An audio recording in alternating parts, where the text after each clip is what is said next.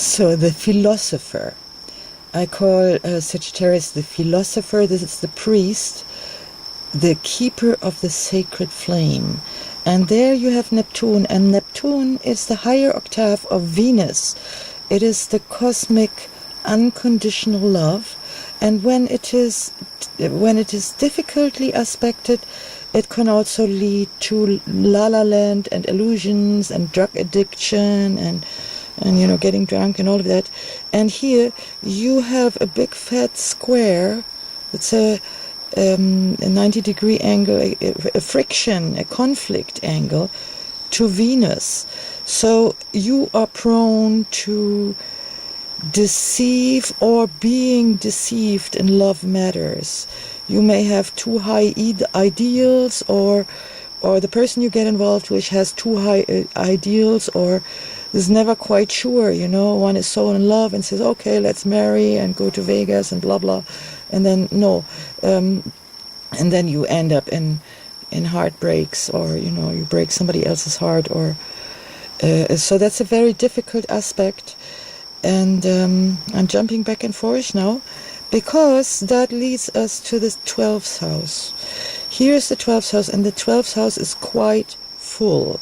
You have Venus and you have Mars, and then you have one of the most important points for my personal taste in a whole chart. This little hook here, this is the North Node, and that is your karmic aim, and it's kind of in a very peculiar position, as it's on the class between Virgo and Libra. Now Virgo is the second earth sign, and all the second signs like Leo fire, Virgo earth, Libra air, and Scorpio water, there the element stands in service to the ego. The first four element signs, starting at Aries, there's the element as such, and the last four, there the element stands in service to all what is, all humanity or all life. But here it stands in service to the ego, and so having the 12th house in Virgo it's a little bit, it's a contradiction in itself, because the 12th house here, the 12th house is from here to here, or from here to here. This is the 12th house, and here we have Virgo, but Virgo is opposed to Pisces. Now you have nothing whatsoever in Pisces. Here is Pisces, so that would be the opposition. Pisces is the ocean and chaos, primal chaos, and Virgo is the sign of order and of meticulous service and balance sheets and inventory.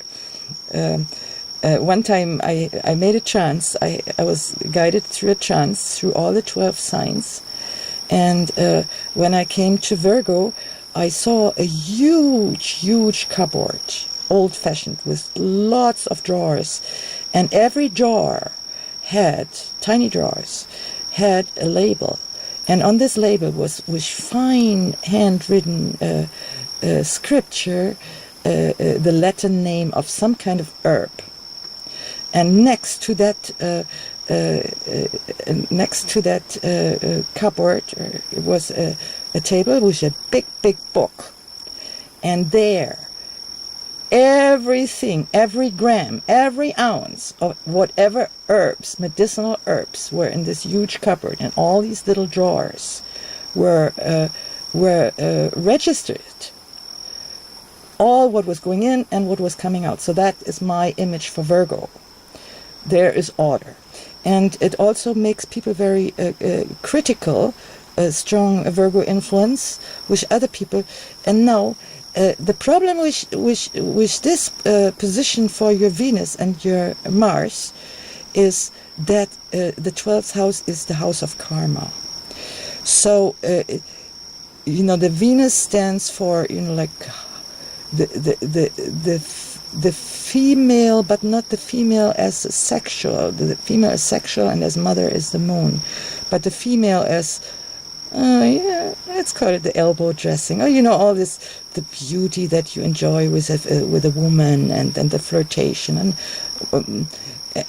the wittiness one exchanges when flirting, and that's Venus. And Mars that's our warrior, yeah. And both is in the 12th house, and you're supposed to go to the 12th house.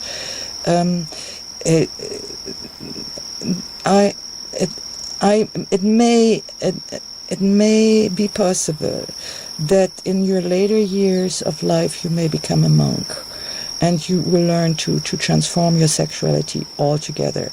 That is not, this is not my path, or a path that I think that is very that this is how it has to be, like it is in Christianity or in Hinduism or all these patriarchal religions that vilify women and sexuality.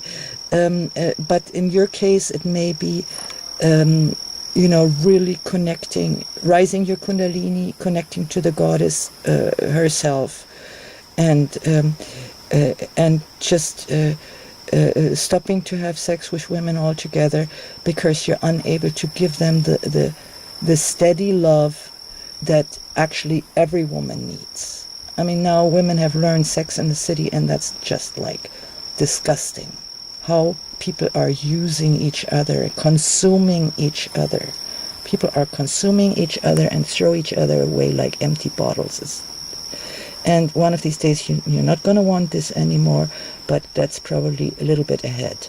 So you have more time to enjoy yourself, but just be so careful that you do not hurt, because there's nothing you have to promise to a woman, because all you have to give, you are giving to the public. So the best bet for you with women, find a woman who's married with her job, or not job, with her work, with her profession. Just like you, just put it out there, I want to find a female DJ, and we're going to work together. And that's probably going to work, but I don't know. So here you process karma. Here you have to let go. Here you will suffer. Yeah, you must be ready to pay back. When there's a big much in the 12th house, that means we have much to pay back. Yeah, because many times people get rich and famous and powerful on the expense of others, and you may be somebody who's as a roaring lion, as a king, you may be used to that, but you will learn how to be powerful without stepping on other people, because it's coming back to you. It's coming back to everybody all the time, and so you are going away from thinking, as long as I'm just working hard and doing what I'm expected, what Mama told me, I'm going to be all right. No, you have to find your own way, and that could lead you to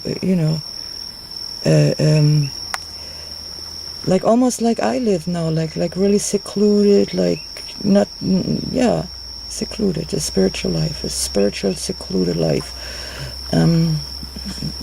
May not sound very alluring right now, but you will see. So that's the 12th house. It's very prominent, and it is advisable that you are learning about healing through love. See, here's Venus, and there is a trine to the wounded healer. You may meet women who are harmed and wounded, but through your intelligence, through your love, you can see behind that woundedness and that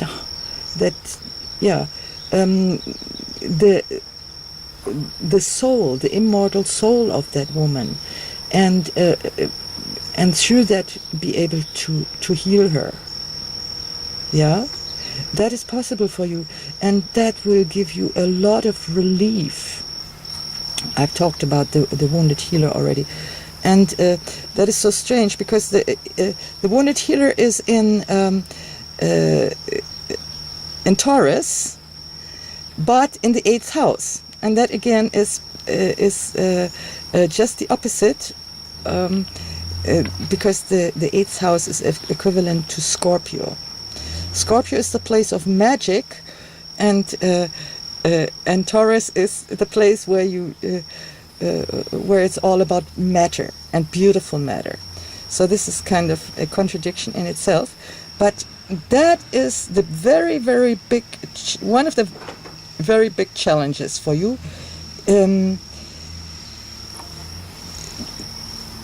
When you learn about healing, when you learn about magic, maybe you want to poke your nose into chemetic magic and all of that. You also have to learn how to manifest precisely. Yeah, there is matter involved in spirit, and there is spirit involved in matter. Boom, boom, back and forth. And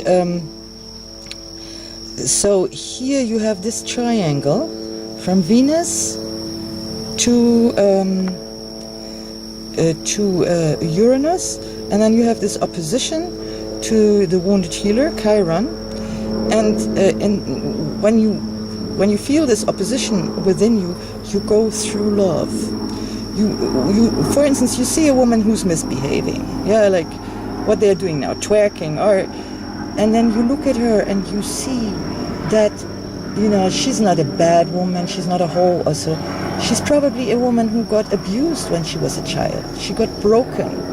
Yeah, she's trying to use sex to get love. Yeah, she's trying to imitate these stupid pop stars that we are polluted with. Our imagination get polluted with, and with the love you see through the smoke screen of her act.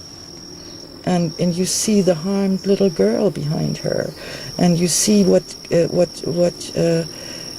white male supremacy does to all of us, and